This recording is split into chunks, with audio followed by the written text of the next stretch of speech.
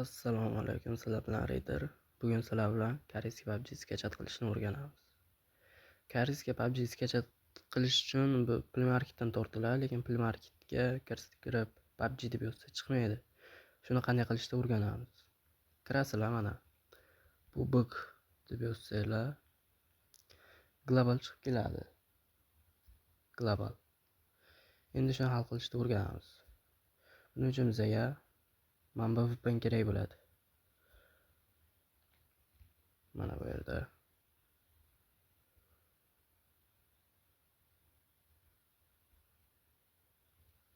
VPN. Mana shu VPNni skachat qila olasizlar, ochasizlar. Kirasizlar, o'zini kutib turasizlar, keyin загрузка qilyapti. Mana kirganimizdan keyin mana bunaqa o'yin ochiladi. Keyin bundan pastdan contact shuni bosasizlar. Reklama chiqadi. O'zini kutamiz. Reklama ham tugadi, keyin bu yerdan mana shu joy ochiladi. Pastroq ochamiz, yoki Yaponiya yoki Koreya chiqadi. Masalan, men Yaponiyani tanladim. Mana Yaponiyani tanladik. VPNni qo'shamiz. VPNni yoqqanimizdan keyin Play Marketga kiramiz. Play Marketni bitta tozalab tashlash kerak. Bug deb yoz.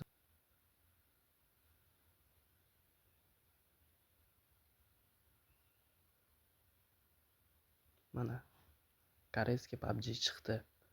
Keyin yana bitta eslatma, bu yerga PUBG ga kirganingizdan keyin ochasizlar, загрузка qilgan paytlaringda akkaunt so'rang, kirgizsanglar. Keyin o'sha payt Koreyada emassiz deydi. O'sha paytdan bitta VPN qo'shib o'chirasizlar, kirib ketadi, keyin bemalol o'ynaverasizlar. Hammaga rahmat.